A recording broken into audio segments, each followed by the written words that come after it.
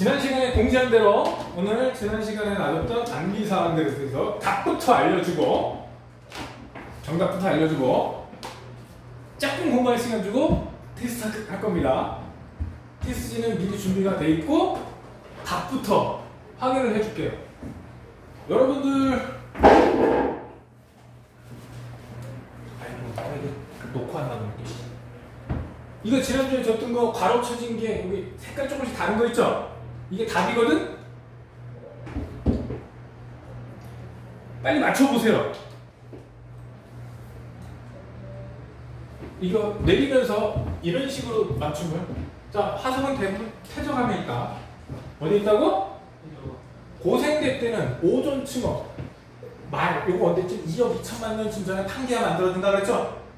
그리고 오존층이 없어서 육상 생명체는 없었다. 그리고 뭐 생물이 어떤 놈들 살았고 삼엽충, 갑주어, 방추충, 필석, 안종균 얘네들 살았었다. 오케이? 화석, 표준화석과 시상화석이 있는데 표준화석은 시대를 알려주고 시상화석은 환경을 알려준다. 표준화석은 생존기간 짧고 분포기간은 넓어야 되고 시상화석은 그 반대로 생존기간은 길고 지금까지 살아있으면 좋고 분포 변경은 특정 환경에 살아야 된다. 중생대 판게아가 분리됐죠. 3억 년쯤 전에 판게아가 형성, 고생대 말 3억 년쯤에 형성, 2억 2천만 년쯤 중생대 초에 분리. 기억합시다. 판게아가 분리됐다. 환경 말기에 대멸종이 있었다. 소행성 충돌로. 그런데 가장 큰 대멸종은 고생대 말 페른기 대멸종이 가장 큰 대멸종이라고 했어. 오케이? 5번의 대멸종 중에 파충류 번성 시대였고 대표적으로 암모나이트 공룡 시조새 얘네들이 대표적인 표준화석이었다. 지진시대. 지진시대는 언제? 지구 탄생부터 현재까지 전부 다 합쳐서 지진시대라고 했고요. 보통 구분 기준은 생물계의 큰 변화, 멸종을 기준으로 한다고 했어요. 혹은 대규모 지각변동. 대규모 지각변동은 부정합이 기준이 된다고 했다. 신생대에는 대체로 온난했지만 4번의 빙하기와 3번의 간빙기가 있었다. 히말라야 산맥, 알프스 히말라야 산맥은 약 3천만 년쯤 전부터 형성됐다. 즉 신생대에 형성이 됐었다는 얘기야. 식물은 속시식물이 번성을 했고 대표적인 화석은 합해석, 메모드, 유인원 얘들이 있습니다. 성캄브리아 시대는 대체로 온난했지만 최소 2번 이상의 빙하기가 있었을 것으로 추측을 한다. 바다에만 생명체가 있었고 최초의 생명체도 바다에서 생겼을 것이다. 왜? 오존층이 없어서 육상에는 자외선이 내려치고 있거든. 생명체가 그때는 존재할 수 없었다. 산소를 발생시키는 광합성 남세균이 최초로 많이 했고요. 그 흔적으로 남아있는 게 바로 스트로마톨라이트다. 대멸종 5번 있었고 여러 가지 이유가 있어요. 근데 대멸종을 하면은 다른 생명체한테는 번성할 수 있는 기회가 되기 때문에 생물 다양성이 증가할 수 있는 계기가 됩니다.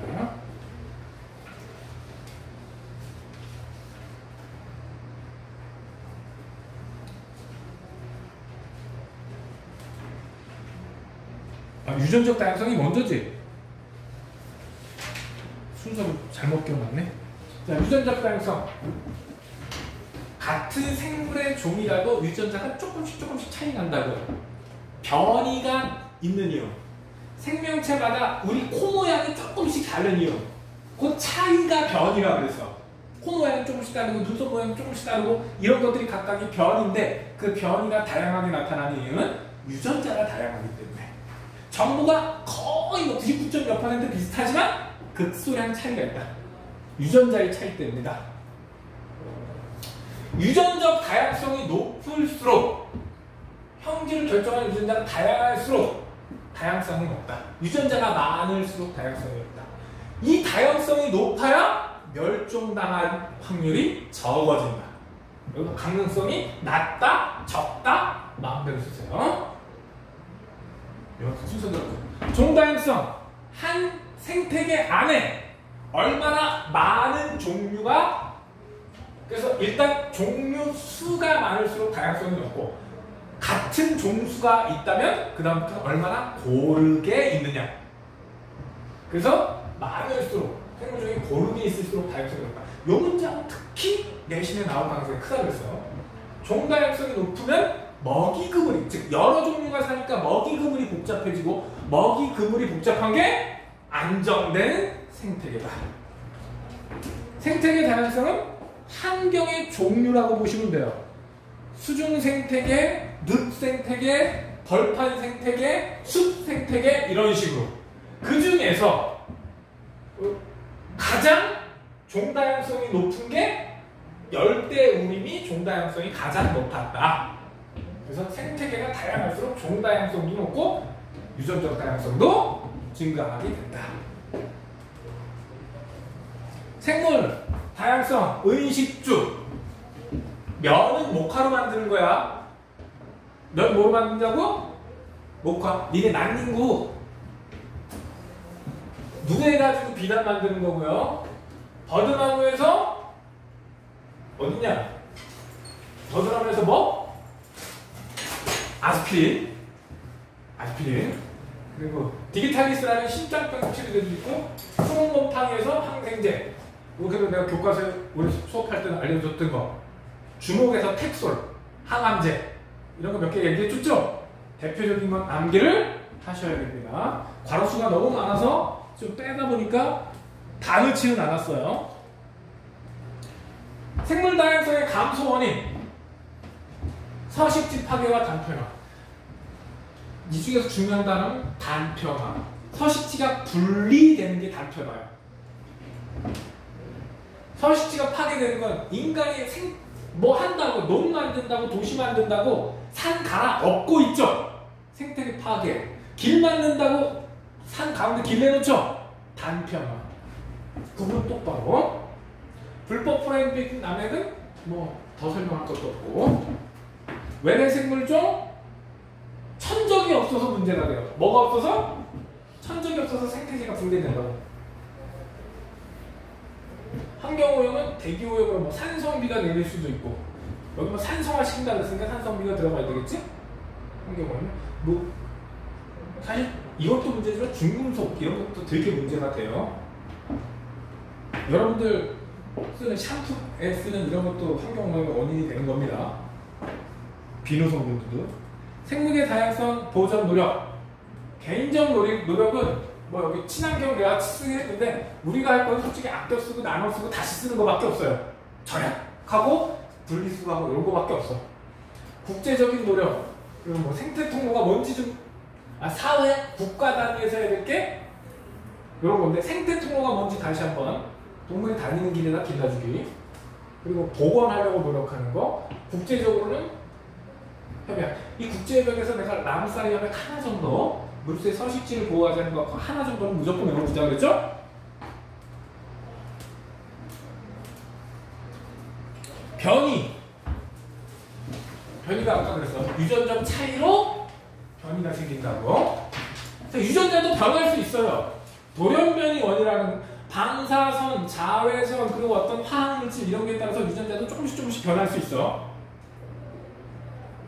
자, 돌연변이는 유전적 변이가 일어나는 거. 돌연변이도 있겠고, 생식세포가 만들어질 때 엄마가 준 유전자, 아빠가 준 유전자 일부가 이렇게 조금 섞이거든요. 이래서 유전적 다양성이 나타날 수 있고, 유전적, 비유전적 변이 환경의 영향으로 나타나는 변이. 획득형들 유전 안 됩니다. 획득형들 유전 안 돼요. 진화. 환경에 적응해서 생존에 유리하게 하는 거, 그걸 진화라고 합니다. 그리고 자연선택이 뭔지 다시 한번 강조할게요. 다윈의 자연선택설. 요거 순서 좀 꼭 좀 기억하자고 그랬어. 과잉 생산과 변이, 많은 수의 자손을 낳다가 보니까 형질도 다양해지고, 근데 일정한 환경에 너무 많으니까 생존 경쟁을 하게 돼요. 생존 경쟁을 하게 되면 누구는 살아남지 못하고 누구는 도태되게 됩니다. 여기서 도태된다? 생태계에서 도태되면 그건 죽는다는 소리예요. 그러면 누군가는 자연의 선택을 받아 살아남겠죠. 살아남은 애들 적자 생존. 그러면 살아남은 애들만 유전자를 후손한테 남길 수 있어요. 살아남은 애들만 유전적으로 자손한테 유전자를 남길 수 있어. 그러면 일찍 죽은 애들은 유전자 남길 수 없죠? 그러면 그 해당 유전자, 없어진 유전자는 형질도 나타나지 않아요. 그러다 보면 조금씩이지만, 아주 서서히지만 특정 유전자는 없어지고 특정 유전자는 많아지게 돼요. 그러면 옛날에 비해서 다른 종이 되는 거죠. 유전과 진화. 이거 얘기했지? 살아남는 애들, 그 생태계에 적응해서 생존에 유리한 애들이, 그 유전자를 갖고 있는 애들이 숫자가 많아져. 비율이 많아질 수밖에 없죠. 한계점. 그때 유전자가 뭔지 몰랐어요. 유전자가 뭔지, 그 염색체가 뭔지 유전의 개념도 안 잡혀 있을 때야.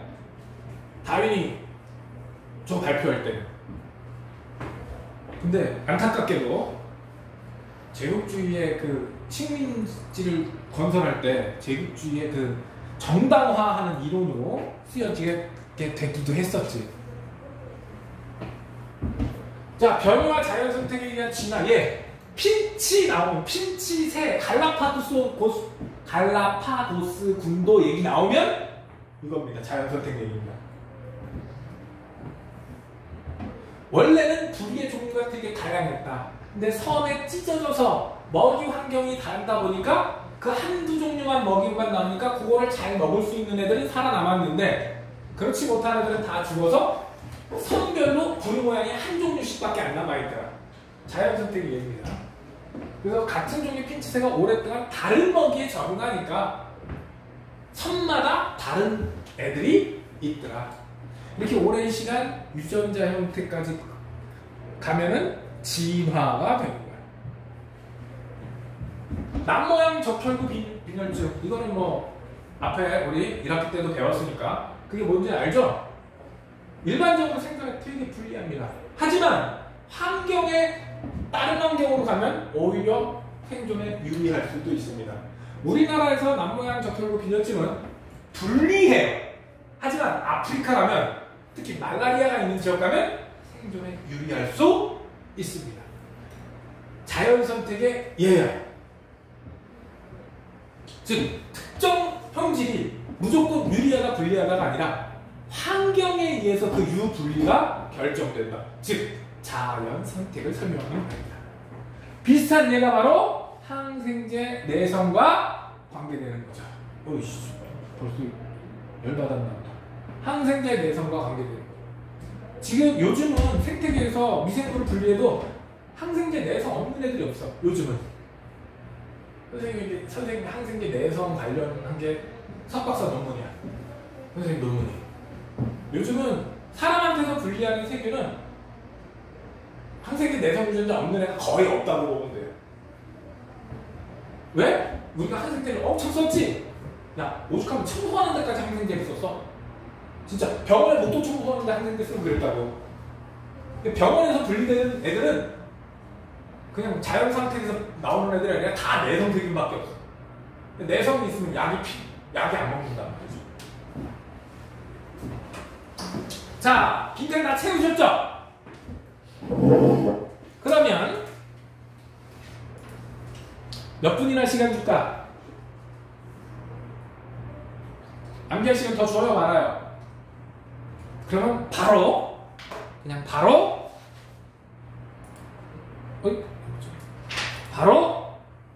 시간을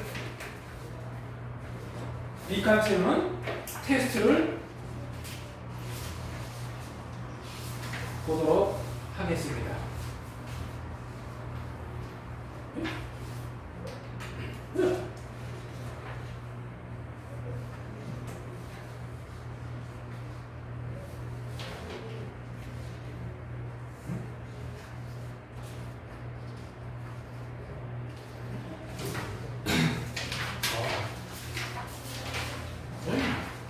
깜짝 놀랐네. 잘못된 줄 알았네.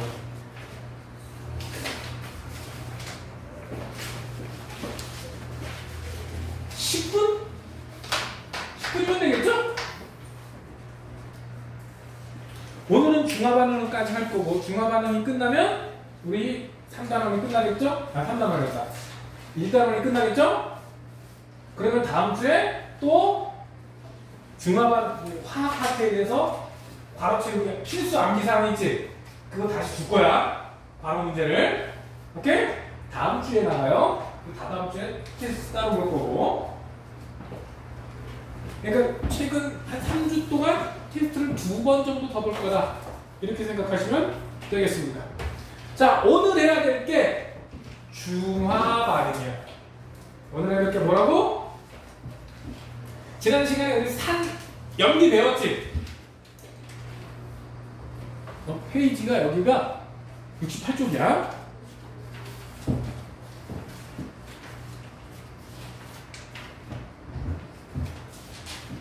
지난번에 연기까지는 했고 혹시 문제 푼 것 중에 질문할 거 있나? 문제 풀어온 사람 중에 질문할 거 없어요? 다음에 한꺼번에 할래? 오늘 할 건 중화 반응인데 지난 시간에 우리 산과 연기를 했죠? 중화 반응은 산과 연기의 반응입니다. 누구와 누구의 반응? 산하고 연기가 만나면 중성이 돼요. 뭐가 된다? 우리 초등학교 때부터 산성, 중성, 연기성 배웠지? 산과 연기가 만나면 중성이 돼요. 물론 양 딱 맞게 집어넣어야 되겠지만 산과 연기가 만나서 중성이 되는 반응. 왜 중성이 되느냐? 물이 만들어지기 때문이에요. 산의 공통이온 뭐였어? 썼구나? 네. 산의 공통이온 뭐였어? 뒤진다. 야, 내가 그렇게 강조했는데 그걸 몰라? 뭐야? 공통이온. 그거 H 똑바로 소이온. 써있는데 그걸 못 읽어? 수산은 야! 수소이온. 산의 공통이온 뭐라고? 얘들아 좀 대답 좀 해줘. 반응이 없어 이 사람들이. 수소이온과 연기의 수산은 산의 공통. 내가 산만 물었잖아 이 사람아. 수소이온. 연기는 수산은 그래서 산의 수소이온과 연기의 수산화이온이 만나면 물이 되는 거야. 요거를 뭐라고 부르냐? 중화 반응의 알자이온 반응식 이렇게 얘기해.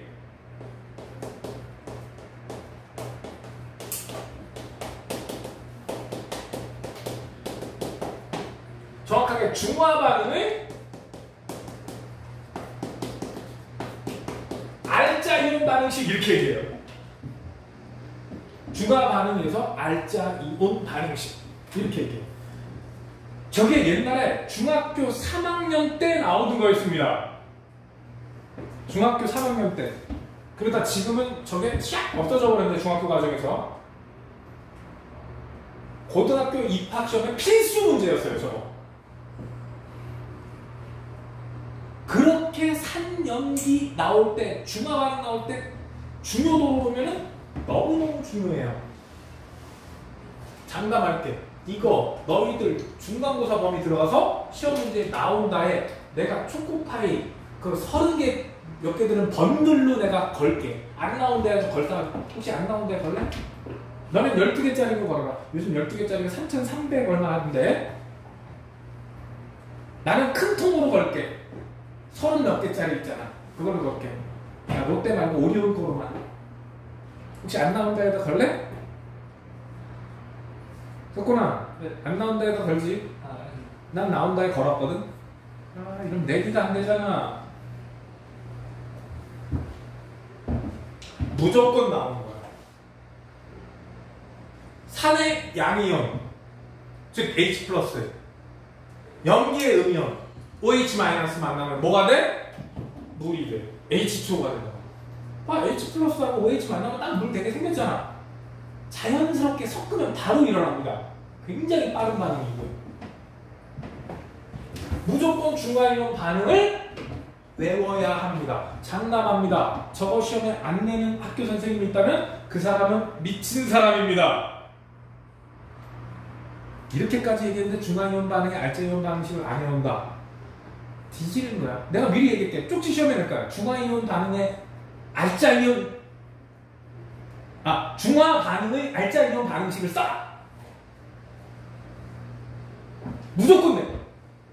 실질적인 염산 HCl 묽은 염산 수산화 나트륨 NaOH HCl이 물에 들어가면은 H 플러스랑 Cl 마이너스로 이온화 되겠죠. 이온화는 중학교 때 했었어요. 그리고 우리 지난 시간에 산 연기했을 때도 다 했었고, 다음 NaOH 물에 기어 들어가면 이렇게 돼요. 그때 누구랑 누구 만나서 얘랑 얘 만나서 물 됐죠. 그쵸? 얘 두 개를 그래서 알짜이온이라 그래. 알짜이온이라 그래. 알짜이온 반응식. 알짜이온. 오케이? 그러면 요 새끼랑 요 새끼는 반응 안 하고 물 속에 그냥 사실 이렇게 써놨지만 Na 플러스랑 Cl 마이너스 상태로 그냥 물 속에 존재를 해요. 이온 상태로. 아무 반응 안 하고 남들 반응할 때 옆에서 구경하고 있어요. 뭐 하고 있다고? 그래서 이름이 구경꾼 이온이에요. 장난이 아니라 명칭이 구경꾼 이온입니다.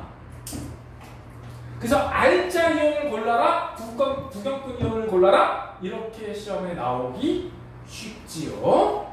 오케이? 이때 물 이외의 나머지 물질을 염이라고 부릅니다. 여기서 소금이랑 염이라는 뜻도 있지만 염이라는 건 산에서 음이온,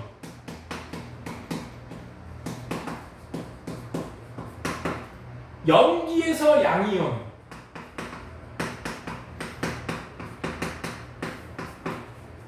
이 두 개가 결합한 물질을 염이라고 하는 거야. 쉽게 해서 이온 결합 물질이라고. 양이온과 음이온이 만나서 물을 증발시켰을 때 고체 형태로 남을 수 있다. 전부 다 염이야. 오케이? 염이 뭐라고? 산에서 음이온, 염기에서 양이온. 산의 음이온, 염기의 양이온이 만나서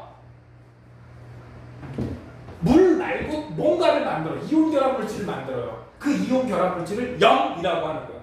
즉 양이온하고 음이온이 만났다. 그런데 이게 물이 아니다. 다 염이라고 보시면 돼요.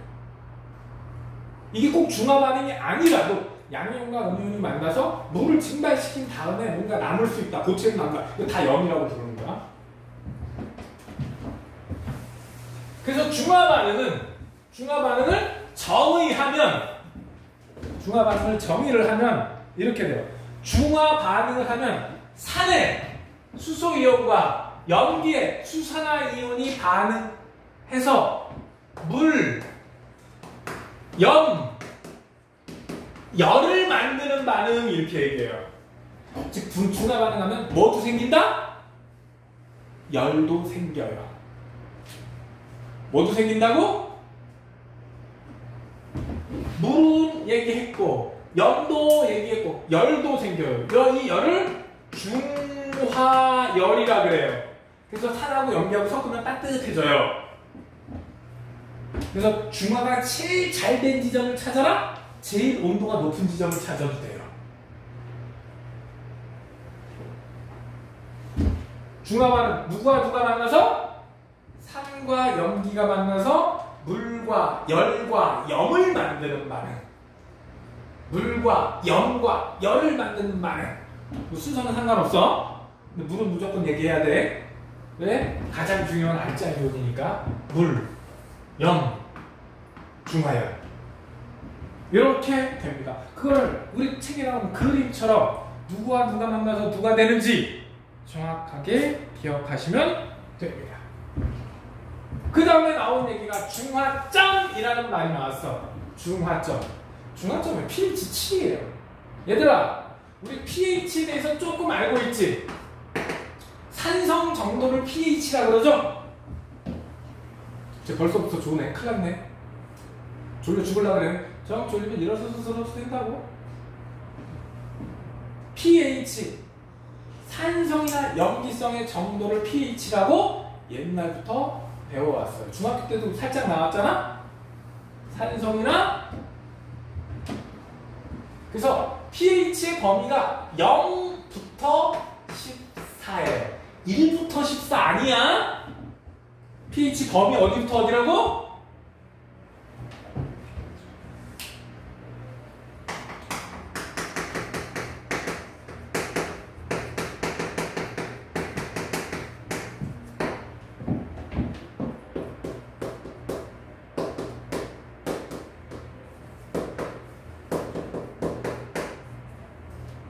이 대괄호 하면 몰 농도를 아직 안 배웠지만 몰 농도를 뜻해. pH를 구하는 공식은 지수 로그. 너네 아직 로그 안 배웠지? 수학에서 로그 배웠나? 아직 안 배웠지? 그래서 수소연 농도가 범위가 0에서 14야. 0 쪽으로 가면은 산성이 세지는 거고 14쪽으로 가면 염기성이 세지는 거야. 그런데 요거를 나 다시 쓸게. 어떻게?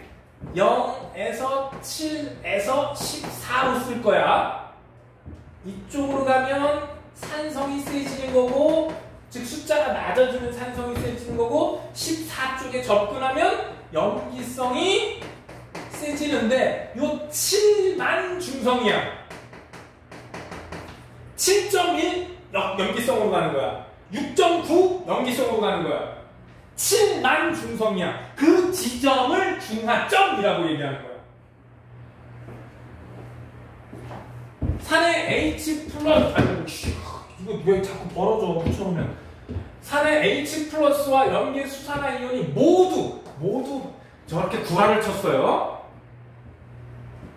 산과 염기의 OH가 H 플러스와 다 반응해서 없어진 상태, 즉 pH가 어떤 상태? 7인 상태를 중하점이라고 해요. 딱 어떤 상태가 된 거야? 산성도 아니고 염기성도 아니야. 산성하고 염기성을 섞었는데 딱 중간. pH가 얼마인 상태? 7인 상태. 나 요거 조금 바꿔줄게. 모두 반응했다는 얘기가 아니라 정확하게 H 플러스 농도와 OH 마이너스 농도가 똑같은 상태를 얘기해요. 그러면 요 얘기는 조금 바꾸면 수소 이온의 농도가 수산화 이온의 농도보다 높을 때가 산성이고, 염기성은 누가 높을 때야? 수산화 이온의 농도가 더 높을 때가 됩니다. 그럼 중성은 농도가 같을 때예요. 여기서 숫자가 똑같은 거는 맞아. 그런데 아무리 중성이라도 H 플러스 일부 남아있고요, OH 마이너스 일부 남아있어요. 고등학교 2학년 화학 가면 정확히 다시 배우는데 개념상 없다라는 거지. 개념상 없다라는 거지. 아무리 증류수를 떠나도 거기 H 플러스랑 OH 마이너스 존재합니다. 오케이? 그럼 어떻게? 수소 이온이 많으면 산성이고 수산화 이온이 많으면 염기성이야. 그래서 이온이 숫자가 같다? 그러면 개념상 전부 반응해서 자연적으로 존재하는 H 플러스나 OH만 남는다라는 거야. 여기서 이렇게 써있죠? 정확한 거야 이게. 여기서 표현이 조금 모두 반응했다라는데 그거는 조금 좀 잘못된 얘기야. 요게 더 정확한 표현이에요. 요거보다 요게 더 정확한 표현이야. 우리 책에도 정확한 얘기가 나왔어요. 근데 말로 설명하면 조금 약간 구라가 섞였네. 중학교 때까지 이 문장이 맞는데 고등학교 가면 이거 틀려요. 여기 없다라고 돼 있는데 요게 조금 좀 잘못되고 사실은 농도가 같다라고 해야 돼. 뭐라고 본다고? 농도가 같다. 하지만 저 이온 숫자는 가장 적겠죠. 근데 개념상 모두 반응해서 없다라는 개념은 맞았다. 고등학교 2학년 가면은 정확하게 이렇게 좀 바꿔야 돼요. 누구? 화학에서 얘들아, 화학에서 대괄호 표시는 몰 농도를 뜻해. 뭘 뜻한다고? 몰 농도를. 퍼센트 농도하고는 다른 개념인데 화학을 배우는 사람들은 몰 농도에 대해서 배울 거예요. 농도를 뜻해요. 대괄호 표시는 몰 농도라는 농도를 뜻해요. pH에 대해서 좀 알아두세요.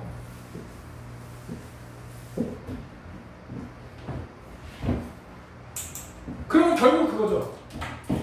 똑같은 양을 섞으면 중성이 될 것이고 산, 염기 똑같은 양을 섞으면 중성이 될 거고 산이 좀 많이 들어가면 산성으로 남을 거고, 그치? 수산화 이온이 좀 더 많이 들어가면 염기성으로 남을 거야. 몇 대 몇 반응이야? 이온은? 1대1 반응이야. 중화 반응 몇 대 몇 반응? 1대1 반응이야. 한 개씩 한 개씩 반응. 그래서 앞에 이온식을 꼭 알아둬야 돼요. 어떤 새끼는 수소를 한 마리 냈지만 어떤 새끼는 두 마리 냈었고, 누구는 수산화이온 하나 냈지만 누구는 수산화이온 두 개 내는 애들이 있었어, 없었어? 있었어요. 그래서 중화 반응 시킬 때 꼭 기억을 하셔야 돼요. 근데 고등학교 1학년까지는 그냥 숫자가 똑같으면 반응해서 중성이 됐다, 이온이 안 남아있다라고 따지는데, 자, 예를 봅시다. 중화 반응이 일어날 때의 변화. 일단 지시약의 색깔 변화. 우리 지난번에 지시약 색깔 변화 지난주에 했어, 안 했어? 했었죠? 지시약 색깔 변화 했잖아. 지시약 뭐뭐 했어? 리트머스, 메틸오렌지, 페놀프탈레인, BTB 했잖아. 중화점을 지나면 액성이 달라지면서 지시약의 색깔이 딱 변해요. 메틸오렌지 색깔 변화 어떻게 되지? 아니, 메틸오렌지.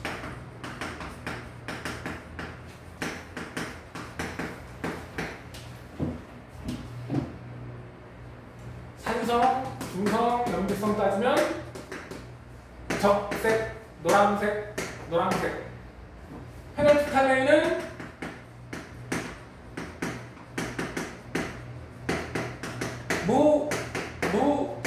적 이렇게 돼요. 그래서 NaOH를 따라놓은 상태에서 여기에 HCl을 넣는다. 여기에 페놀프탈레인용에 조금 넣었다. 한두 방울만 집어넣으면 염기성이니까 빨간색이 왔어. 붉은색이었어. 여기다가 HCl을 한 방울 넣다 보면 염기성에서 산성이 들어가니까 염기성에서 산성 방향으로 갈 거야. 빨간색이 순식간에 색깔이 딱 없어지는 그 순간이 중화점이 되는 거예요. 반대로 산성에서 염기성으로 갈 때는 HC에 들어있는데 여기 NaOH를 한 방울씩 첨가하는 거야. 여기서 뭘 집어넣어? 메틸 오렌지를 집어넣으면 빨간색이었는데 요거는 여기서 여기로 가니까 빨간색에서 한 방울씩 넣다가 한 방울 더 딱 들어가니까 노란색이 확 그랬다, 빨간색이. 그러면 산성에서 중화된 거야. 사실은 저 중화할 때 염기에서 산으로 가느냐 산에서 염기로 가느냐에 따라서 사용하는 지시약도 좀 달라져야 되는데 너희들은 대부분이 중화 반응할 때 페놀프탈레인을 써요. 그래서 어디서 들어? 염기성에서 일로 갈 때 색깔이 딱 없어졌다? 그러면 중성이 됐다. 즉 액성이 달라지면서 색깔이 변합니다. BTB는 색깔이 이렇게 슬슬 변해서 정확하게 녹색을 찾기가 쉽지가 않아요. 중화 반응할 때는 BTB용에는 잘 쓰지 않습니다. 자, 이거를 개수로 정확하게 설명해 봅시다. 지금 HCl과 NaOH의 농도가 같다고 쳤을 때 농도가 어떻다고 쳤을 때? 같다야. 1ml당 한 분자 들어있다. 몇 ml당?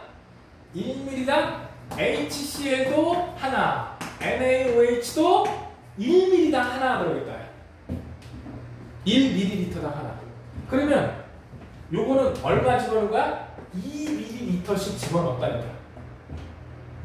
즉 HCl을 2ml 집어넣어놓고, 왜? H 플러스 2개, Cl 마이너스 2개지. 그치? 그러니까 몇 ml씩 넣어놓고? 2ml를 미리 넣어놓고. 어떻게 해놓고? 2ml 넣어놨어. 그러면 H 플러스도 2개, Cl 마이너스 2개지. 여기에다 NaOH를 하나 1ml만 집어넣는 거야. 그러면 어떻게 돼? H 플러스 하나가 OH 마이너스 만나서 없어지죠? 그럼 하나만 남고 하나는 없어지겠네? 그러면 Cl 마이너스는 구경꾼 이온이니까 반응 안 하고 두 개가 그대로 남아있어요. 그치? Na 플러스도 반응 안 하니까 하나 들어갔지? 그러니까 요 부분의 반응식을 쓰면은 이렇게 돼요. 두 개의 HCl 플러스 NaOH야. 이거 물에 들어가면 두 개의 H 플러스랑 두 개의 Cl 마이너스가 이렇게 될 것이고, 얘는 Na 플러스 하나하고 OH 마이너스 하나. 근데 요거랑 요거 하나 없어져서 남은 거 뭐? H 플러스 하나 남고 Na 플러스 남고 두 개의 Cl 마이너스 남고 H2O가 하나 나오는 거야. 이거 졸면 큰일 나요. 이거 무조건 시험에 나오는 파트야. 중화 반응을 이해 못하다 망한 거야. 요 결과가 요거야. 요 결과가 요거야. 그런데 그 다음은 이 HCl에 두 개의 NaOH를 섞은 거야. 이렇게 섞은 거야. 그러면 두 개의 H 플러스가 생겼을 것이고 두 개의 Cl 마이너스가 생겼을 거야. NaOH도 두 개의 Na 플러스 두 개의 OH 마이너스. 그러면 어떻게 되겠어? 요거랑 요거 완전히 만나서 두 개의 물 될 것이고 Cl 마이너스 Na 플러스 그대로 남아있고 Cl 마이너스도 그대로 남아있을 거야. 그래서 수소이온과 수산화이온이 물 만들고 구경꾼 이온이 그대로 남아있고,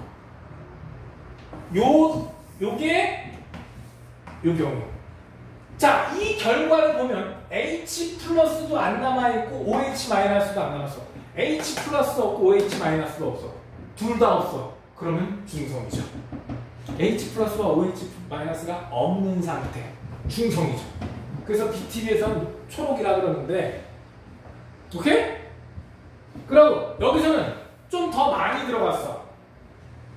NaOH가 조금 더 들어가서 OH 마이너스가 남았어. 이렇게. 여기서 숫자 하나 더 쓰면은 이 상태가 되겠죠? 세 번째. 그래서 OH 마이너스가 있으니까 얘는 염기성이 됩니다. 여기서는 정확하게 중화 반응에서 R자 이온과 구경꾼 이온만 딱 구분하면 이건 끝나는 거야. 장담할게. 중화 반응을 응용해서 나오는 건 이런 식으로 낼 거야. 이 반응 시킬 줄 모르면 2학기 때 점수가 와장창 날 겁니다. 2학기 때는 2학기 중간고사는 화학 반응이 주가 될 것이고, 화학 반응에서도 가장 주가 되는 건 R자 이온 반응식. 중화 반응의 R자 이온 반응식이 가장 핵심이 될 겁니다. 장담할게요.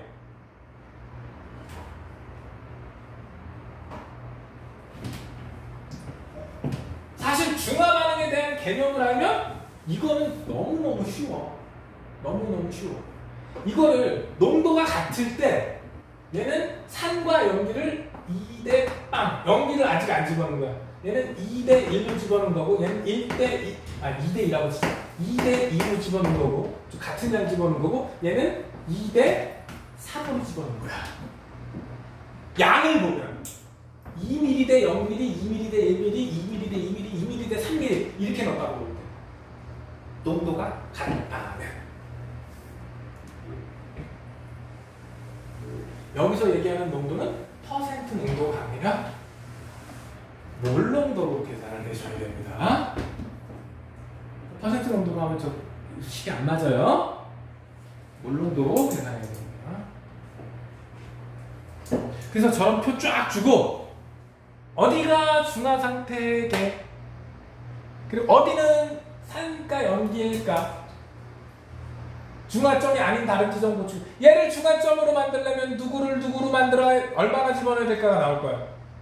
산성이면 염기를 조금 집어넣어야 될 거고 염기는 산성을 집어넣어야 될 거. 그 양까지 얘를 중화점을 만들려면 산성 상태에서 염기를 얼마나 집어넣어야 되게 이런 거 시험 문제 날 거라고. 지금 알고 있잖아. 중화 반응에서 산과 염기의 반응은 몇 대면? H 플러스랑 OH 마이너스 반응 몇 대면? 1대1. 어마어마하게 시험에 잘 나온 거야. 그래서 조금 전에 했던 실험에서 이온 개수의 변화가 나와요. 이온 개수의 변화. 아이고. 지금 이 실험은 산에다 염기 붓습니다. 뭐에다 뭐 넣는다고? 산에다가. 이 실험은 HClA 있는데 NaOH를 첨가하는 실험. 이 실험은 그래요. 근데 시험에서 거꾸로 나올 수도 있겠지. 자, 이거 그래프만 보고 이거 산에다 염기를 붓냐 염기에다 산을 붓는지를 어떻게 하냐? 요 지점을 보면 돼. 요 지점. 오른쪽에 NaOH 이거 앞서도 아무것도 없는데 Cl-가 있지. Cl-는 염산한테 있어요. 근데 Cl-는 반응 안 하고 있는 부경분 이온이라 NaOH를 첨가시키더라도 Cl-는 개수 변화가 없어. 왜? 구경꾼이니까. 반응 안 하고 가만히 있는 놈이니까 처음 넣어준 양에서 그 양이 변하지 않아요. 개수 그대로 유지됩니다. 그런데 염산이었으니까 H 플러스랑 Cl 마이너스 중에 얘는 그대로 가. 근데 NaOH가 들어가면 H 플러스는 점점 없어지겠지? 그치? 그래서 H 플러스는 개수가 이렇게 떨어지다가 바닥을 계속 길 거야. 요거 H 플러스가 될 거야.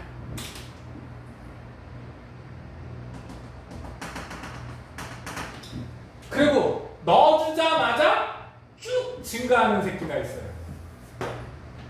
처음에는 없었는데 넣어주자마자 증가한다.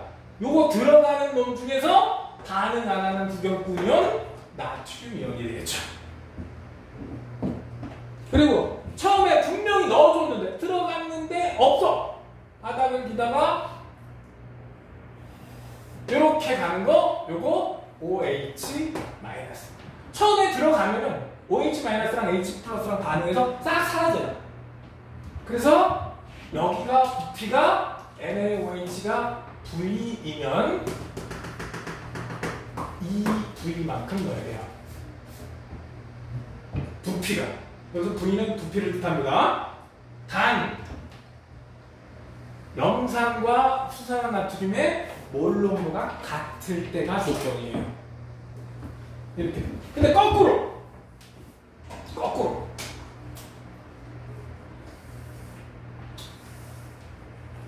요번에는 염기에다가 NaOH에다가 산을 붓는다고 치자.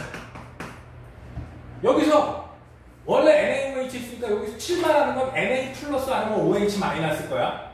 근데 여기서 숫자가 변하지 않고 그대로 쭉 유지되는 새끼가 NaOH 중에서 부경분 이온인 Na 플러스가 될 거야.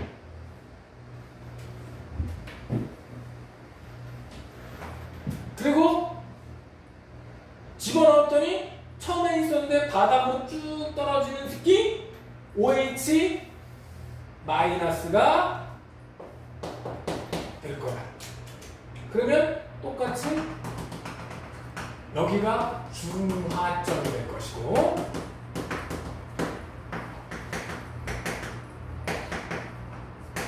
왜? OH-도 제로, H+도 제로인 지점이잖아. 그리고 넣어주자마자 쭉 증가하는 거 Cl-. 들어갔는데 반응하는 구경꾼은 Cl-.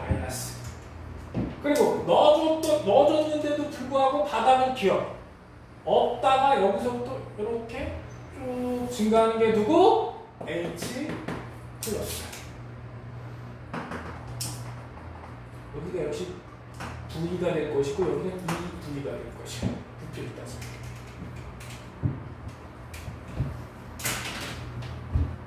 그래프 두 개 모양이 어때요? 완전 똑같아요. 단 여기서 HCl이 될 것이야.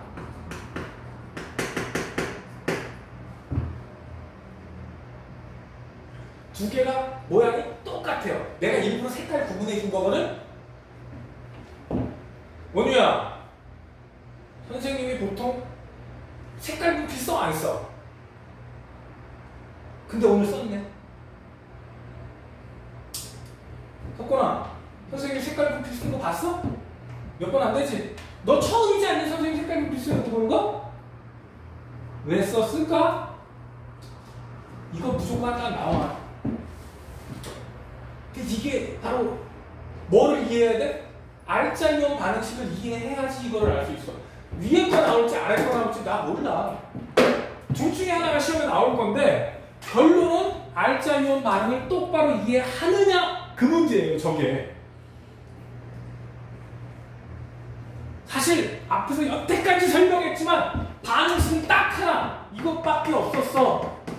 이거 하나 가지고 다 설명한 거야. 이거 가지고 다 설명한 거야. 그래서 아까 이거 진짜 중요하다, 이거 무조건 외워라. 사실 이것도 같은 반응식에서 시작되는 겁니다. 개념이. 자, 중화열은 먼저 얘기했죠. 요 반응, R자이온 반응식 진행될 때 열이 생겨요. 그래서 어느 지점에 열이 가장 많이 생기냐? 중화점일 때가 가장 온도가 높아야 돼요. 언제가 온도가 가장 높다고? 여기서 보면 생성된 물이 많을수록 온도가 높다. 즉 중화점. 중화됐을 때 온도가 제일 높다. 중화점을 찾는 방법 1. 지시약을 쓴다. 중화점 찾는 방법 뭐라고? 지시약. 두 번째, 온도 높은데.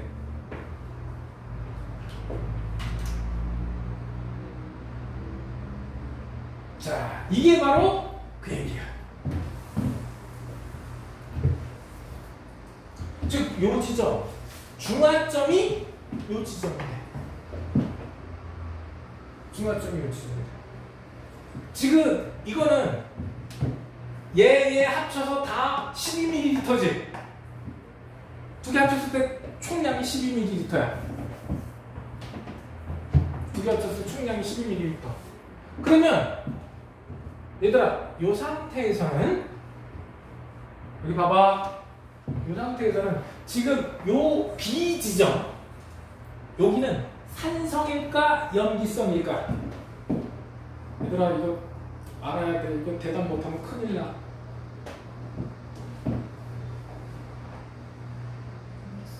왜? 염기가 더 많이 들어갔으니까. 그치? 그러면 얘를 이 안에는 어떤 이온이 있을까?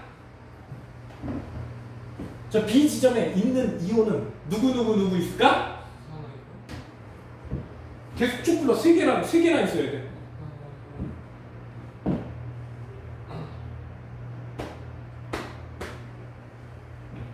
염기니까 수산화이온이 있어야 돼. 물이 이온이냐 이 자식아.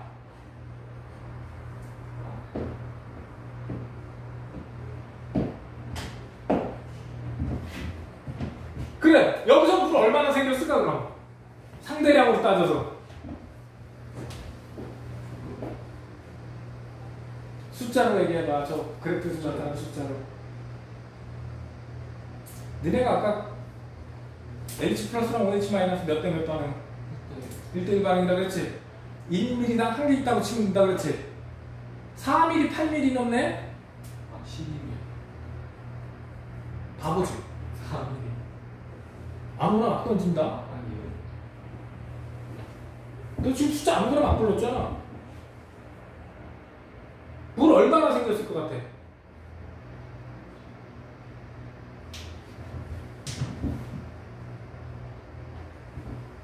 진짜 이걸 이해 못하면 큰일 날 건데. 이 학기 중간고사 그냥 와장창 할 건데 이거 이해가 돼요?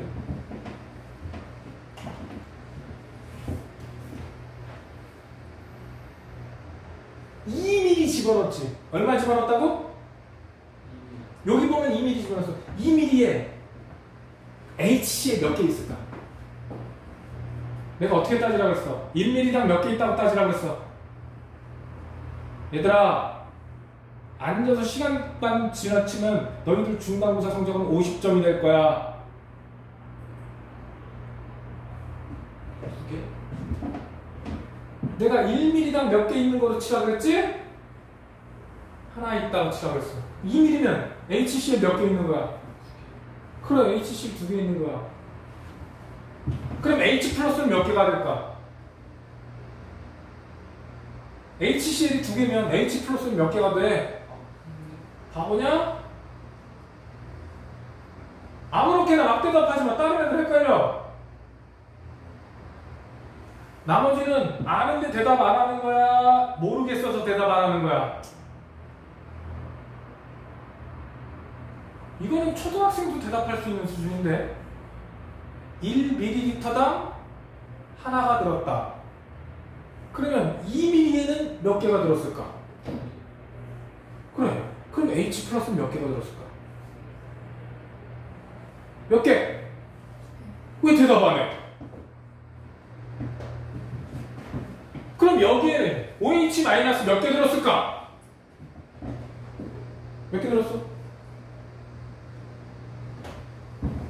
여기서는 OH 마이너스 몇 개 들었겠어?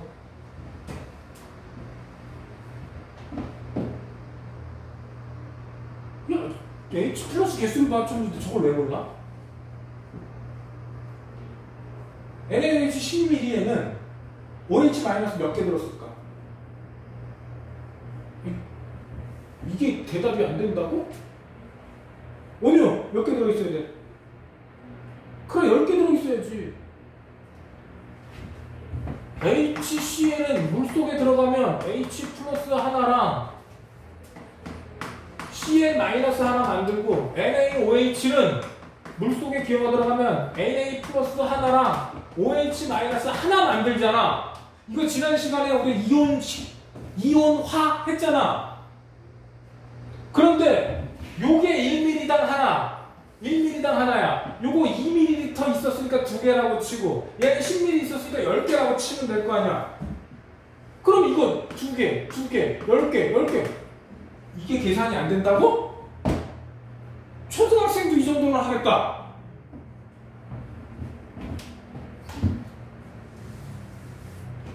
그러면 여기에는 H 플러스가 2개, OH 마이너스가 10개 있었어. 근데 몇 대 몇 반응해야 돼? H 플러스 OH 마이너스 몇 대 몇 반응? 몇 대 몇 반응? 앉아있다 공부하는 거 아니라 그랬어. 원효 몇 대 몇 반응? 그 1대1이야. 2개, 10개 있어. 그럼 누가 몇 개 남아?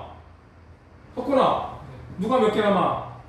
수소이온 8개. 바보지. 수소이온 2개 있고 수산화이온이 10개가 있는데 수소이온 8개가 남는다고? 수산화이온은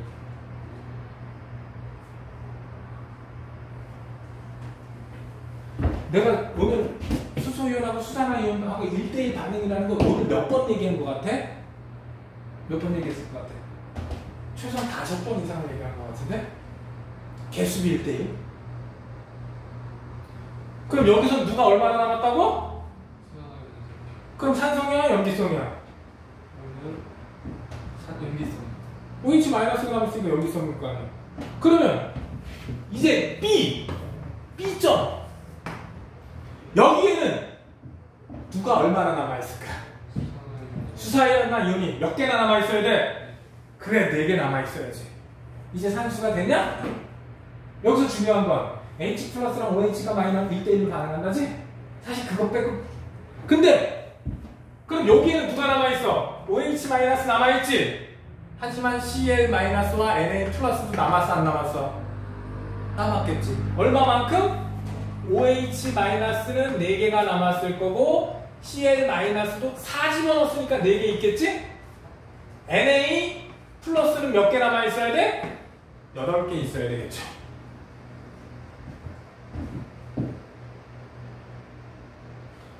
그냥 멍 때리고 앉아있다고 되는 거 아니야? 몰랐어요? 오늘 수업 듣고 충분히 다 이해가 될 만큼 설명했어요.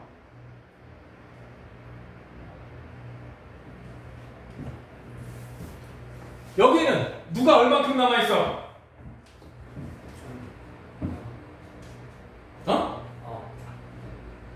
C에는 중성이야. 누가 얼마나 남았어? C점에 남아있는 이온들 얼마 남았어? 누가 얼마나? 누가 얼마나 남았냐고? 그래, Na 플러스 또 그래, 그게 몇 개씩 남아있을까? 개수로 따지면 정확하게 상대량이 되겠지만 몇 미리 들어갔어? 6개씩 남아있을 거야. H 플러스랑 원래 생긴 건 H 플러스 6개랑 OH 마이너스 6개인데 1대2 반응에서 얘네들은 다 뭘로 변하고? 물이 됐겠지? 물 몇 개가 만들어졌어? 6개 만들어졌지? 여기서 물 몇 개 만들어져? 2개. 여기 몇 개 만들어져? 4개. 여기서 몇 개 만들어져? 6개. 여기서 몇 개 만들어져? 4개. 여기서는 아까 그랬지. 물이 많이 만들어질수록 온도가 높다 그랬지. 그럼 여기서 온도 제일 높은 지점이 누가 돼? C점, 중화점이 되지. 물이 많이 만들어질수록 열이 많이 생긴다 그랬잖아. 이해가 갑니까? 그럼 여기서는 전류가 통할까 안 통할까? 통합니다. 왜? 뭐가 있으니까? Na 순수한 물은 전기가 안 통한다고 몇 번째? Na 플러스랑 Cl 마이너스 남았잖아. 이온이 있으니까 전류는 통합니다. 대신 가장 약하게 흐르는 거야. 왜? 이온이 가장 적을 때. 중화점은 전류가 가장 약하게 흘러요. 중화점 pH 얼마? 7인지점. 온도가 가장 높은 지점. 전류는 가장 적게 흘러요. 왜? 이온 숫자가 가장 적은 지점이 저 지점이야.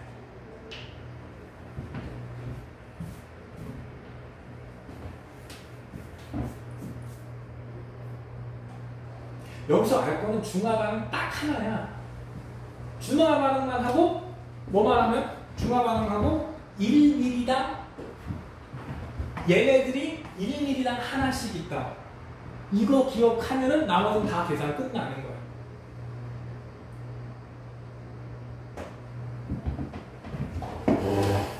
진짜 포인트 그거밖에 없어. 앉아서 멍 때리고 있다고 절대 점수가 오르지 않아요. 지금 뭐 초등학교, 중학교 때처럼 한 시간에 한두 개만 외우고 가면 되겠지? 절대 안 됩니다.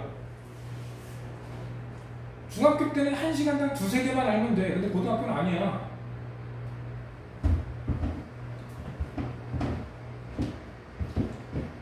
지금 딱 하나 알짜이온 방식 하나 가지고 얘기하는 거야. 중화 반응과 중화이온, 중화 반응의 알짜이온 방식 하나만 가지고 떠올리고 있는 거야. 핵심 이론은 하나였어. 몇 대 몇으로 반응한다? 석권. 네. 몇 대 몇 반응? 누구랑 누가? 수산화이온이랑 수소이온. 1대1 반응. 1mm당 분자가 하나니까 H 플러스도 하나, Cl 마이너스도 하나씩 있는 거야. 1mm당. 그래서 뭐부터 알아야 돼? 이온화식부터 알아야 된다. 오케이? 그래서 요 얘기를 표에다 정리해 놓은 거야. A와 B에는 누가 더 많이 들어가 있으니까? NaOH가 더 많이 들어갔지? 염기성이야. 그럼 어떤 이온이 있어? OH- 남아있어야 되겠지? 그리고 염산에서 누가 남아? Cl-는 구경꾼 이온이니까 반응 안 하고 남아있어야겠지? 그래서 Cl-. 그리고 염기성에서 Na+, 세 가지가 있죠. 근데 C점, 중화점에서는 H 플러스랑 OH-가 없지? 그래서 뭐뭐가 남아있대? Na+랑 Cl-만 남아있지. 근데 D와 E 지점은 산성이 됐지. 왜? HCl 더 많이 들어갔잖아? 그럼 여기서 누가 남아있어야 돼? 산성이니까 H+가 남아있어야겠죠. 그리고 Cl- 반응 안 하니까 남아있고 Na+도 남아있어야지. 이걸 개수까지 따져서 반응시킬 줄 알아야 킬러 문제를 풀 겁니다. 내가 장담할게. 저 농도 따지는 정도까지 수능에 나올 거야. 정확하게 이렇게 나올 거야, 수능에는. D점에 누구를 몇 미리 더 집어넣어야 되느냐. 얘들아, D점을 중화시키고 싶어. 누구를 얼마나 더 집어넣어야 될까? 섞거나 딴짓한다고 공부되는 거 아니라니까. 앉아있다고 공부하는 게 아니야. D점을 중화시키는 방법. 누구를 얼마 집어넣어야 돼? 수소 이온 아니야. 잠깐 뭐라고? 그렇지. 양을 같이 맞춰주면 끝나는 거야. 몇 대 몇 반응이니까. 단 농도는 어때야 된다? 똑같을 때. 그럼 여기서 이제 고난도가 되면 어느 쪽 농도가 더 진하다 이렇게 나올 거야. 농도가 뭐 2배네 이런 식으로 나올 거야. 그럼 농도가 낮은 놈을 2배를 넣어줘야죠.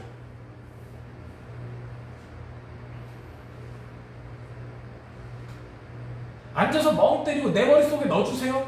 난 그런 재주 없어요. 머릿속에 꽂아 넣어줄 수 있는 난 그런 재주는 없어요. 그런 재주 있으면 내가 여기 있겠냐? 수백 대 연봉을 받고 있겠지. 수백억 대 연봉을 받고 있겠지. 세상에 그런 능력 있는 사람 없어. 공부는 결국 누가 하는 거니? 니네가 해야 돼. 앉아서 멍 때리고 머릿속에 넣어주세요. 아니야. 어떻게든지 이해하려고 자꾸 생각하고 외우고 수업 시간에 집중해야 된다고. 앉아서 시간 낭비야. 그냥 가만히 앉아서 머릿속에 넣어주세요. 이건 시간 낭비야.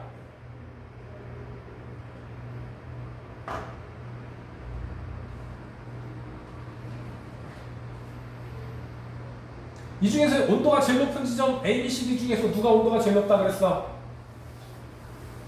C. 왜? 중화가 제일 많이 됐다. 표현할 때 뭐가 제일 많이 됐다? 중화가 제일 많이 됐다. 물이 많이 생길수록 뭐가 많이 생길수록? 물이 많이 생길수록 중화열이 많이 생길 테니까 온도도 가장 높아야 된다. 오케이?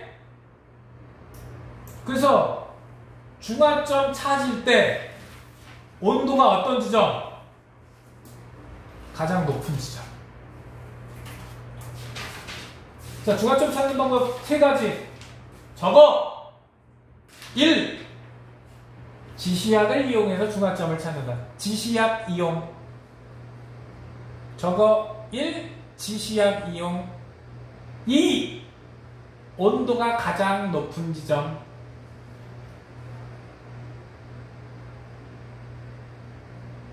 3. 전류가 가장 약하게 흐르는 지점.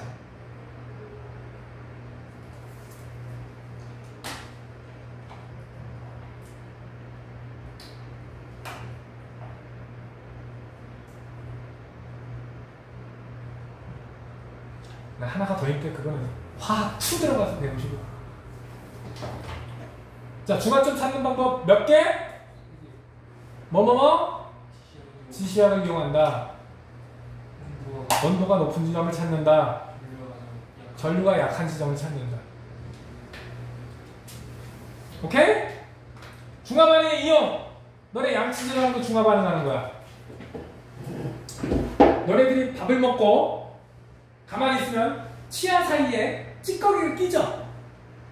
근데 우리 모든 사람은 이 안에 충치와 관계되는 세균 다 가지고 있어요. 그거 없는 사람 없어요. 음식물하고 따라 들어오는 거니까. 그러면 소위 너네 충치균 어떻게 생겼니? 너 충치균 어떻게 생겼니? 이렇게 새까만 이렇게 동그란 그 두 개 붙은 새끼가 뿔 나고 이렇게 꼬랑지 있고 삼지창 딱 들고 있는 거 아니야? 또 그렇게 생각하죠 충치균? 왜냐면 대부분 이미지를 그렇게 그려놨으니까. 얘가 음식물을 먹고 산성 물질을 냅니다. 충치와 연관되는 세균은 음식물을 먹고 뭘 내보낸다고? 산성 물질을 내보냅니다. 근데 우리 이빨은, 우리 치아는 탄산칼슘 주정근이야. 그래서 산성을 만나면 녹아요. 우리 앞에서 배웠잖아? 탄산칼슘은 산성 만나면 녹는다. 우리 뼈다귀가 탄산칼슘 주정근이야, 이빨이. 그래서 얘네들이 산성 물질 내면 산산산산 이빨이 녹아나가는 거라고. 그래서 어떻게 하라 그래? 식사하고 몇 분 지난 전에 빨리 음식 찌꺼기를 제거해라. 그래서 밥 먹고 나서 3분이 지나기 전에 3분 동안 양치질 하라 그러죠? 그치? 이때 치안이 약한 염기성이야. 밥 먹으면 우리 입안이 뭐가 된다고? 산성화 된다고. 충치 세균들 때문에. 얘네들이 먹고 싸는 게 산성 물질이라. 근데 오래 남으면 치아가 조금씩 물론 하루 이틀 만에 녹아나가는 정도는 아니지만 조금씩 녹아나간다고. 근데 염기성으로 닦아주면 그 산성 물질이 제거돼서 치아가 녹아나가는 일을 줄일 수 있다. 그래서 밥 먹고 빨리 양치를 해서 애들 찌꺼기도 없애고 산성화 되는 걸 방지해라. 두 번째, 너희들 회 좋아하니? 회 먹니? 회의 비린내, 즉 물고기의 비린내는 염기성 물질 때문입니다. 뭐라고? 비린내가 누구 때문이라고? 염기성 물질. 정확하게 암모니아 때문이에요. 비린내, 염기성이야. 그래서 회를 보면은 레몬이 한두 조각 따라 나와요. 그거 낼름 먹으라는 게 아니라 혹시 회에서 비린내가 싫으시면 뿌려서 먹어라. 그러면 염기성 비린내와 산성, 레몬에 있는 산성이 만나서 중화반응돼서 비린내가 현저하게 줄어들게 됩니다. 그래서 회가 나왔을 때 레몬 집어먹으면 안 되는 거라고요. 그거 존나 비매너인 겁니다. 왜? 비린내 때문에 뿌려서 먹으라고 했는데 나만 먹으면 나 혼자 안 비릴 거야 이런 뜻이야. 비매너입니다. 근데 선생님은 안 뿌려 먹어. 왜냐? 레몬 뿌려놓으면 이 향이 너무 세서 이 회의 본연의 맛이 잘 안 느껴진다고. 선생님은 잘 안 뿌리고. 그리고 이렇게 하죠. 회를 떴는데 비린내가 많이 나면 그 집을 다시는 안 갑니다. 회 뜨는 사람이 스킬이 부족해서 비린내가 나는 거야. 생선 표면에 보면 그 미끈미끈한 거 있지? 그게 생선살에 묻어서 비린내가 나는 거예요. 그래서 생선 뜰 때는 도마도 마른 수건으로 여러 번 닦아가면서 해야 되고, 그리고 칼도 여러 번 닦아가면서 그래야 비린내가 안 나는데, 만약에 생선집에 횟집에 갔는데 비린내가 났다는 얘기는 그 관리가 똑바로 안 된다라는 소리거든. 그래서 비린내가 많이 나는 집은 안 가는 게 답이다. 그 다음 염상이 들어있는 위에 어른들이 술 먹고 그 다음날 어른의 속쓰려 이러면서 뭔가 이렇게 쭉 허옇게 액체 같은 거 짜먹거든요. 위장약이라고. 속이 쓰린 이유, 우리 위도 단백질이야. 근육질이 단백질이야. 근데 여기서 염산이 나와요. 음식물을 소화시키기 염산이 나와. 그럼 우리 위도 녹겠지. 그거를 방지하기 위해서 위 내벽에 끈적끈적한 뮤커스라고 하는 액체가 발라져 있어요. 그래서 염산이 직접 우리 위벽을 못 때리게. 근데 술을 먹으면 알코올이 그 끈적끈적한 점액질을 긁어나가. 그러니까 우리 윗속의 염산이 우리 위 벽을 공격해. 그래서 속쓰린 거야. 이게 심하면 부어요. 윗속이 뻘겋게 붓는다고. 그게 위염. 이게 심해져서 피가 나 위궤양이 되겠습니다. 그럼 어떻게 해야 돼? 빨리 빵꾸 나기 전에 약을 먹어서 위벽에 뭔가를 달라줘야 돼요. 그쵸? 어떤 물질? 약한 염기성 물질을 먹어주면 염산, 윗속에 있는 염산을 약화시켜서 속쓰림을 줄여줄 수 있다고. 즉, 속쓰릴 때 먹는 제산제, 약한 염기성 물질이라고. 요거 뭐라고?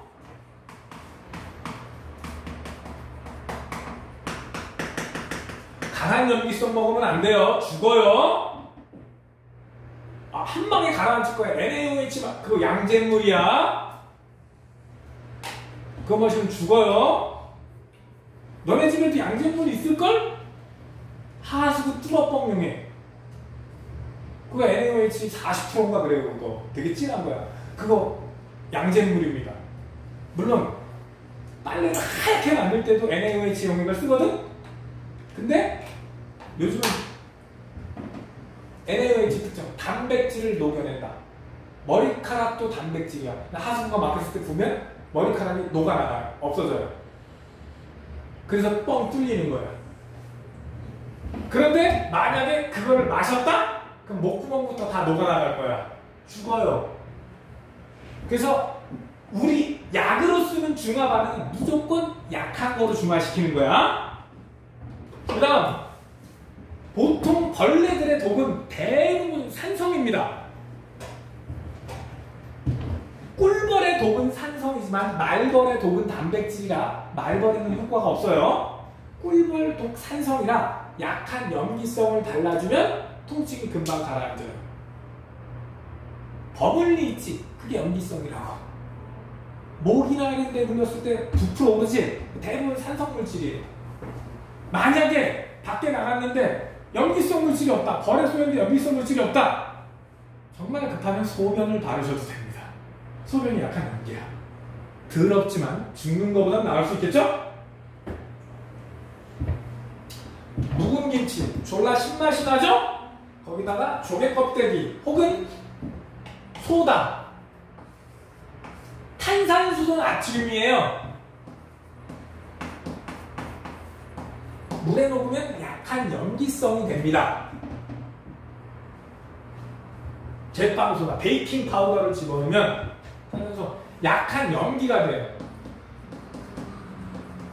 그래서 신맛의 산성이랑 염기랑 반응해서 신맛이 좀 없어져요. 혹은 조개 껍데기 좀 집어넣어놔도 돼요.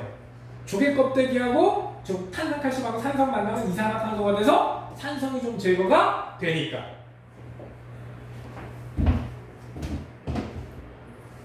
수영장에서 염소 소독을 합니다. 근데 염소가 물에 넣으면 염산이 돼요.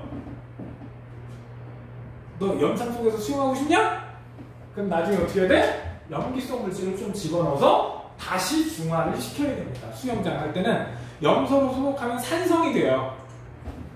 염소로 소독하면 산성이 되기 때문에 다시 염기성으로 중화합니다.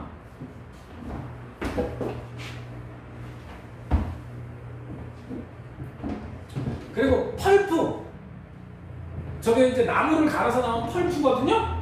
그걸 나무에서 이렇게 섬유질을 만들 때 산성 용액을 퍼 부어가지고 펄프를 만들어요. 섬유질을 만든다고.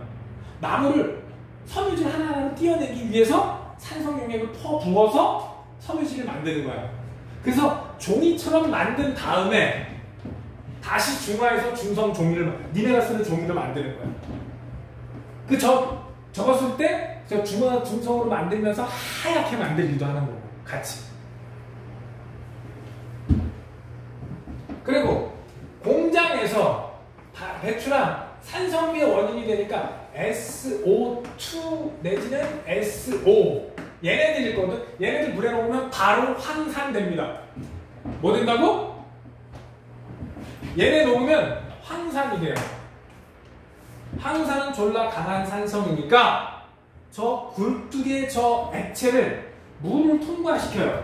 그러면 황산성분, 일산화황이나 이산화황은 물에 굉장히 잘 녹아. 근데 그 물이 염기성 물이야. 그럼 산성이 됐다 바로 중화돼서 밖으로 나가는 건 저 황 관련된 애들은 밖으로 못 나가게 그렇게 중성화 시켜서 냅니다. 그래서 염기성 물질은 산화칼슘, 석회석 등으로 중화한다. 이거 물에 타서 그 물을 통과시키는 거예요. 그리고 비료, 농약 많이 쓰면 토양이 산성화됩니다. 비료와 농약을 많이 쓰면 어떻게 된다고? 토양이 산성화돼요. 그래서 석회가루 같은 걸 뿌려서 중화시켜줍니다. 농경지를 중화시킬 때도 강한 염기 쓰면 돼? 안 돼? 안 돼요. 우리 생활 주변에서 쓰는 중화 반응은 웬만하면 약한 산성, 약한 염기를 중화시키는 겁니다. 얘 빼고는 다 약한 거로 중화시켜요. 공업적으로는 강한 거로 쓸 수도 있지만 우리 생활 주변에서는 웬만하면 다 약한 염기, 약한 산성으로 중화시킵니다. 강한 거로 쓰면 큰일 납니다. 오케이? 특히 제산제, 수산화 마그네슘이나 수산화 알루미늄 같이 약한 염기 쓰는 거예요.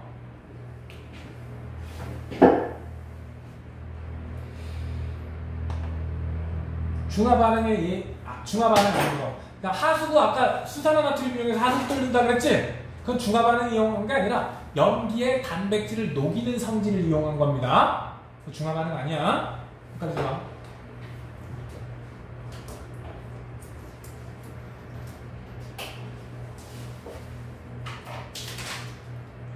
어우, 숙제할 거 많다.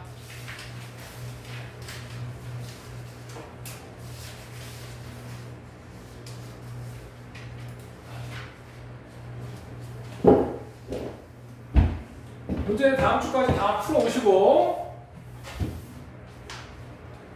물질 변화에서 에너지 출입 둘 중에 하나죠. 뭐 들어오든지 나가든지.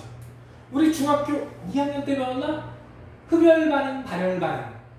또 나랑 했었잖아. 그 1학년 때였나? 3학년 때였나? 3학년. 작년이지?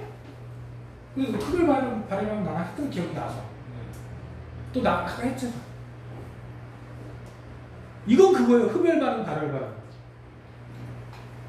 자, 물질이 변화와 에너지. 자, 물리 변화, 화학 변화. 이건 또 언제 했어? 중학교 3학년, 1학년 때 했죠. 물리 변화는 단순히 섞이는 것 같은 거야. 뭐가 안 변해? 입자의 종류가 변하지 않고, 즉 분자가 유지됩니다. 분자가 변하지 않고 유지돼. 물질의 성질을 나타내는 단위는 분자부터인데 분자가 변하지 않았기 때문에 각각의 성질을 그대로 유지하고 있는 상태를 물리 변화라고 합니다.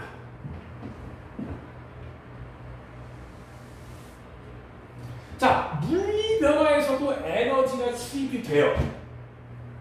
우리 중학교 때, 1학년 때.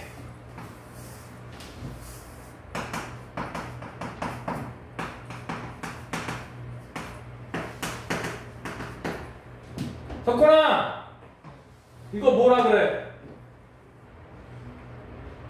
고체가 액체되는 거 뭐라 그래?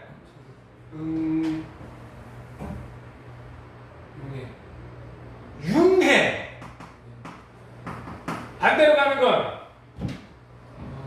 음결. 음고. 이렇게 가는 건 정말 기화. 이렇게 가는 건 승화.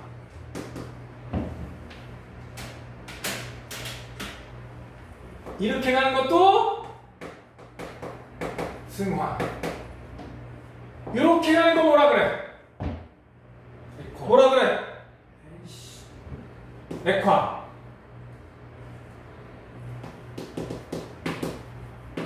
이렇게 가는 거 뭐라 그래? 뭐라 그래?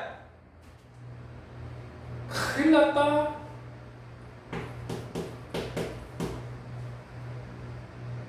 빨간색은 에너지를 흡수하고 하얀색이 에너지 흡수하고 빨간색은 에너지 방출합니다. 우리 에너지 양을 따졌을 때 기체가 제일 많고 액체, 고체 순으로 에너지 양이 많아요. 온도가 올라갈 때는 에너지를 흡수하는 거고 온도가 낮아질 때는 에너지를 방출하는 겁니다. 고체에서 에너지 올라가다 보면 액체가 되고 액체에서 에너지 올라가다 보면 기체가 되죠. 그래서 고체보다는 액체보다는 기체가 에너지 양이 많아. 그래서 고체에서 액체 될 때, 액체에서 기체 될 때 에너지를 흡수합니다. 그럼 반대로 기체가 액체, 액체가 고체 될 때는 가지고 있는 에너지를 방출해야 되겠죠. 그래서 빨간색은 에너지 방출이고 하얀색은 에너지 흡수가 되는 거다 라고 중학교 1학년 때 분명히 했습니다. 저 중학교 1학년 때 했던 거 기억 안 나? 중학교 1학년 때 시험을 안 봐가지고 다 까먹었지? 은미야 다 까먹었지? 근데 저 동그라미 생긴 기억은 있어? 제가 조금 전에 용해라는 말을 했는데 융해는 고체가 액체가 되는 걸 융해라고 그래요. 그럼 용해는 뭐냐? 액체 속에 녹아 들어가는 거를 용해라고 하는 거야. 고체가 액체가 되는 건 융해. 물에다 설탕을 녹이는 건 용해가 되는 거야. 그래서 이거 할 때 기체에서 고체로 일어날 때 열 에너지를 방출한다. 즉 기체에서 고체로 갈 때 에너지를 방출해. 자, 에너지를 방출하면 주변 온도가 올라가죠? 에너지를 흡수하면 주변 온도가 낮아지죠? 이거는 했던 거 아니야. 기억 다시 새로 맞아 옛날에 그랬어. 기억이 나야 될 거 아니야. 이거 그거잖아. 여기서 일로 가면. 그래서 요즘에 뜨거울 때 물 풀어놓으면 어때? 낮에 뜨거울 때 바닥에다 물 걸어놓으면 뭐가 뭐로 되면서 액체가 기체로 되면서 주변에서 에너지를 흡수하지. 그 주변 온도가 떨어지는 거야. 그래서 요즘 봤을 거야. 뜨거워지면 살수차 지나가면서 도로에다 물 뿌리고 지나가요. 본 적 있어 없어? 나 한 번도 없어? 살수차 지나가면서 도로에다 아스팔트에다 물 뿌리는 거 한 번도 못 봤어? 이런 관찰력이 빵점인 놈들을 만나. 실제로 그래요. 살수차 여기도 나오잖아. 여름에 실제로 뿌리고 다닌다고. 이 앞도 가끔 지나가던데 나 몇 번이나 봤는데. 이 사람이 핸드폰만 쳐다보고 다녀서 모르는구나.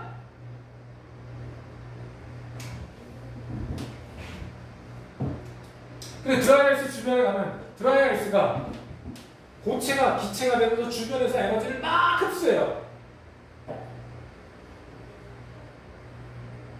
이거 거꾸로 썼다. 화살표 이거 거꾸로다. 에이씨. 화살표 거꾸로다. 고체가 이거지? 고체가 기체가 될 때 에너지를 흡수해버리니까 주변의 온도가 시원해지는 거야. 그래서 요즘같이 뜨거울 때 마당이나 이런 데 혹은 집에 테라스 같은 데 물 좀 뿌려놓으면 조금 더 시원해져요. 기화되면서 열을 흡수해서 가기 때문에. 너네 가려 되게 알코올로 살살 문지르면 어떻게 돼? 시원하죠? 왜? 액체가 기화될 때 주변에서 열을 흡수하니까 내가 시원하게 느껴지는 거야. 이런 거를 에너지를 방출하는 걸 발열 반응, 에너지를 흡수하는 걸 흡열 반응이라 했습니다. 이거는 더 얘기할 필요도 없겠죠. 운동 에너지가 누구 제일 커? 기체나 운동 에너지 제일 클 거야. 입자의 움직임이 가장 활발하다. 중1 때 했던 거.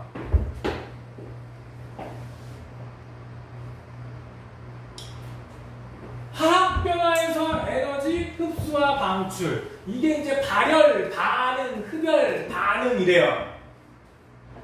발열 반응을 하면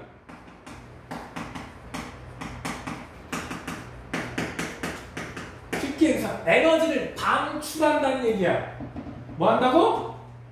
에너지를 방출. 그래서 반응하면서 열이 나는 게 느껴져. 그래서 발열 반응을 하면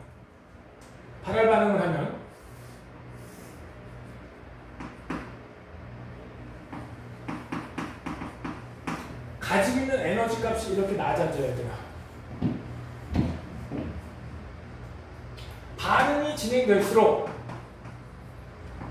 이게 반응 물질, 이쪽이 생성물이 가지는 에너지 준위, 그리고 이 높이 차이 요만큼이 반응열 이렇게 얘기해요. 반응하는 물질, 즉 A 더하기 B 해서 이렇게 C 이렇게 됐는데 에너지가 빠져나오는 반응이 바로 이 반응이라고. 열이 외부로 방출되는 반응. 요만큼 에너지를 방출해요. 그럼 주변은 그만큼 따뜻해져요. 핫팩이 일어나요. 가장 대표적인 건 뭐라고? 핫팩. 에너지 준위가 이렇게 변합니다. 반대는 뭐겠어? 흡열 반응이야. 뭐라고? 여기 발열 반응 끝내놓고 흡열 반응 하자. 반응물보다 생성물의 에너지가 작다. 야, 이렇게 나온다. 반응물하고 생성물 중에 누가 에너지 준위가 높다. 반응물이 에너지 준위가 높다. 생성물의 에너지 준위가 낮다. 같은 표현이야. 에너지 준위가 낮아지면 발열 반응이라 주변의 온도가 높아지게 되는 반응을 발열 반응이라고 합니다. 그 대표적인 예가 연소가 가장 대표 주자가 될 것이고, 연소, 녹쓰는 거, 그리고 중화 반응. 아까 중화 반응할 때 열난다고 했지? 그래서 이것도. 반딧불도 에너지 방출 반응이에요. 뜨겁지는 않지만 에너지 방출 반응입니다. 그 다음에 에너지를 흡수하는 흡열 반응. 흡열 반응. 흡열 반응은 거꾸로야.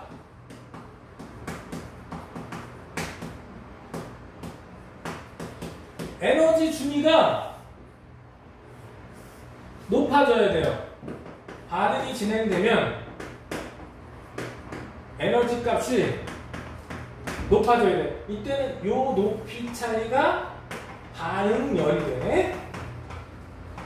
이때는 여기가 반응물이 되고 이쪽이 생성물이 됩니다. 얘는 반응물의 에너지가 높지만 흡열 반응은 생성물의 에너지가 높게 됩니다. 그래서 주변 온도가, 열을 흡수하기 때문에 주변 온도가 떨어집니다. 그 대표적인 반응이 질산 암모늄과 수산화 발효. 암모늄과 물이 만나도 흡열 반응입니다. 보통 쿨팩 쓰는 게 질산 암모늄에다가 물을 섞어요. 근데 물 대신 수산화 바륨을 쓰면 얼어버려요. 수산화 바륨을 쓰면 반응이 훨씬 진행돼요. 그냥 질산 암모늄 자체만 물에 녹여도 시원해져요. 그게 쿨팩이야. 여러분도 쿨팩 써봤지? 그 안에 보면은 뭐 액체 같은 거 들었잖아. 그래서 탁 터치면 가루하고 만나게 돼 있어. 그 가루가 질산 암모늄이고 물이 들어있는 거야. 그래서 그걸 딱 웬만하면 물을 터치게 돼 있지. 딱 터치면 그게 이제 반응하면서 대신 한 2시간 지나면 시원한 맛이 없어지지 않니? 핫팩은 12시간 가는데 쿨팩은 1시간? 그거면 끝나요. 녹으면 끝나는 거야. 근데 수산화 바륨을 대신 넣으면 얼어요. 그래서 저 쿨팩에다 쓰면 안 돼. 동상이거 잘못하면. 그 다음 열분해라고 명명되어 있는 애들. 탄산수소 나트륨의 열분해. 이 정도 반응식은 외웁시다. 탄산수소 나트륨. 이걸 가열을 하면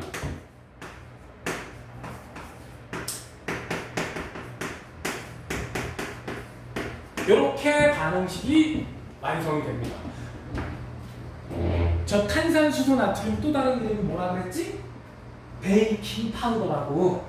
저거 넣고 빵 구우면 이산화탄소가 발생하니까 빵이 부풀어 올랐던 거예요. 얘가 탄산수소 나트륨이기도 하지만 다른 이름으로 뭐라고? 베이킹 파우더라고. 그래서 빵을 구울 때 부풀어 올랐던 거라고요.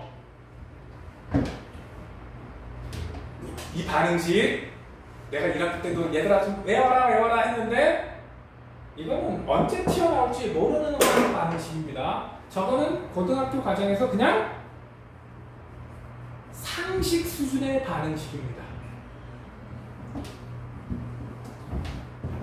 요거 얘기도 끝났고 요것도 끝나고 요것도 끝났네. 그리고 우리 주변에서 또 다른 흡열 반응이 뭐냐? 광합성이 흡열 반응에 해당이 돼요. 에너지 흡수하는 과정이 광합성도 해당됩니다. 뭐도 해당된다고?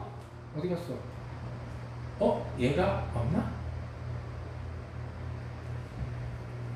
얘들아, 여기 열 에너지를 흡수하는 화학 반응에 저 4번 옆에 광합성 같이 써놓으세요. 뭐도 같이 써놓으라고? 요 네 가지 말고 여기다 써놓든지 요 밑에다 써놓든지 광합성도 흡열 반응에 해당한다라고 써놓으세요. 모두 광합성도. 그러면 여기 위에 열 에너지를 방출하는 화학 반응에 뭐를 같이 써주면 좋을까? 세포호흡을 같이 써주세요.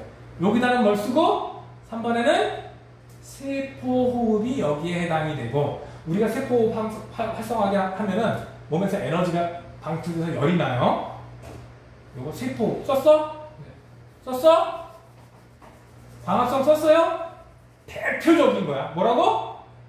지금 여기서 나오는 건 정말 대표적인 거 몇 개만 나온 거예요. 얘들아, 그래서 이용한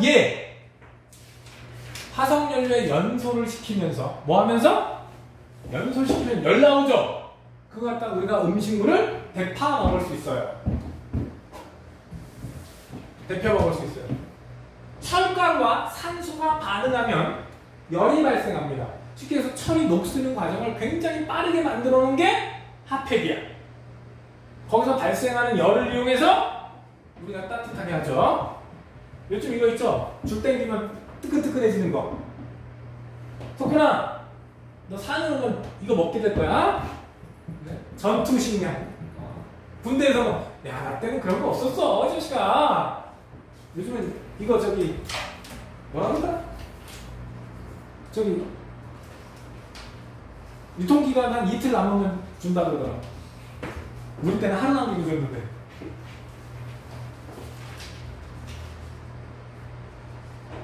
그리고 이거 내연기관, 진기기관 전부 다 발열 반응을 이용한 거야.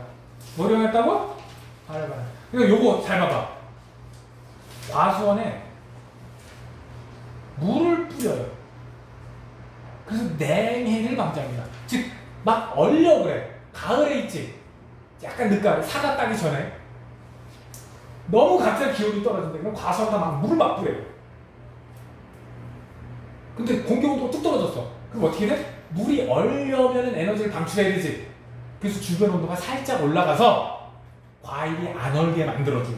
특히 귤 관련해서. 그래서 늦가을에 과수원이나 이런 귤밭에 물을 막 뿌려요. 일부러. 물이 얼 때 방출되는 열 때문에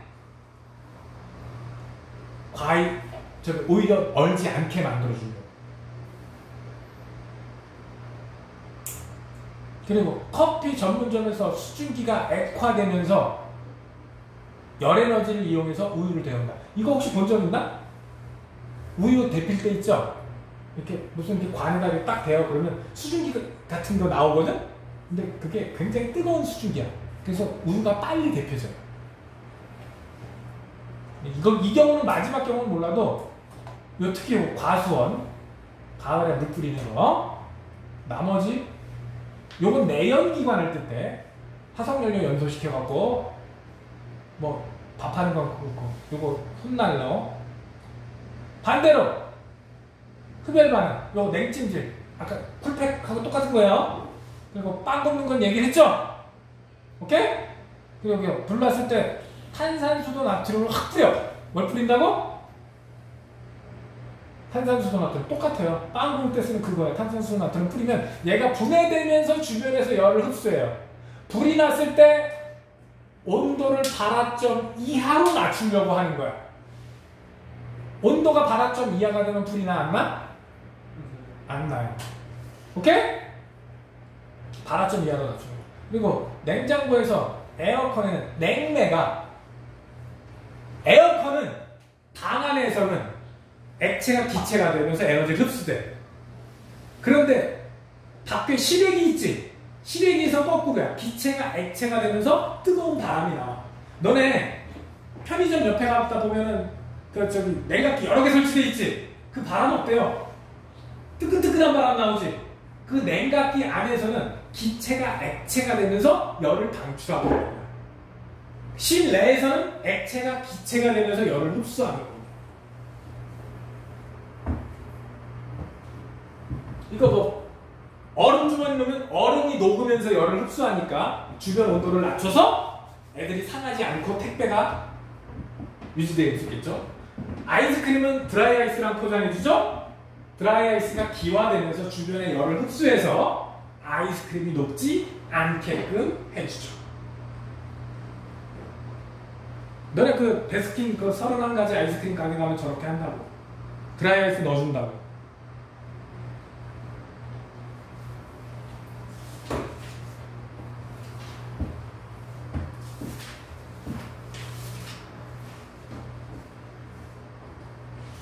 이거 와씨 산화칼슘을 쓴다고? 이거 달걀 익혀 먹는 건데 이거 산화칼슘이 물만 나면 졸라 뜨거워져요. 저거 많이 올라가면 90도 이상으로 올라가요. 아까 전투식량 이거 줄 땡기면 뜨거워진다고 그랬지? 그 안에 산화칼슘이 들어있거든? 줄을 땡기면 물 봉지가 터져요. 그리고 물과 산화칼슘이 만나서 70도 정도까지, 70도가 아니라 90도 이상까지도 올라간 다음에 그렇게 한 10분 남겨두면 음식이 어떻게 될까? 뜨끈뜨끈해지겠지? 석훈아, 4년 후에 너 그렇게 막 밥을 먹게 된다고. 그러면 그 정도가 되면 어떻게 될까?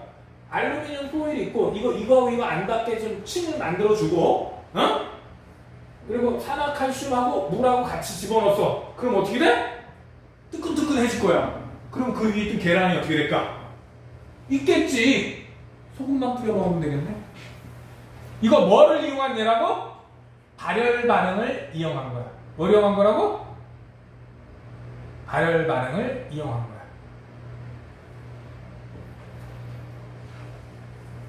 여기서는 70도라고 했는데 산화칼슘하고 물이 만나면 거의 90도까지도 올라가요. 90도 이상까지 거의 물을 끓일 수 있을 수준까지 올라간다.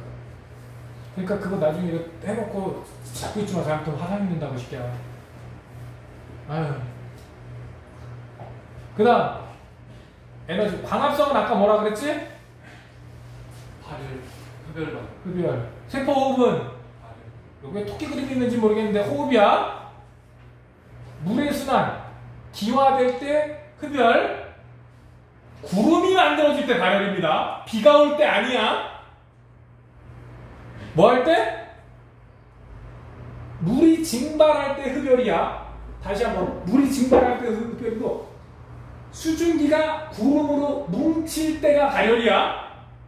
비가 올 때가 아니야. 이렇게 강조했는데 틀리기만 해봐. 그래서 소낙비가 오기 전에 툭툭 찌는 거야. 수증기가 물방울로 변해서 에너지를 방출하니까. 눈 오는 날 상대적으로 따뜻하고. 왜? 수증기가 얼음으로 승화되니까 에너지를 방출해요.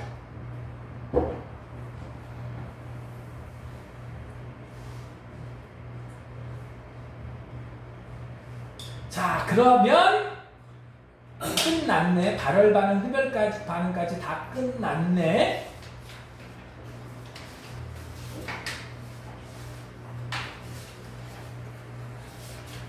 다음 시간은 화학 숙제를 내줄 거예요. 빈칸 채우기. 그러니까 이번 주에는 별도로 나가는 숙제가 이거 문제 풀어오는 거야. 오케이? 중단원 여기 보면 마지막에 중단원 있죠? 고난도 있지. 중단원 고난도. 고난도 안 풀어오셔도 돼요. 뭐 안 풀어도 된다고? 고난도 안 풀어오셔도 돼요.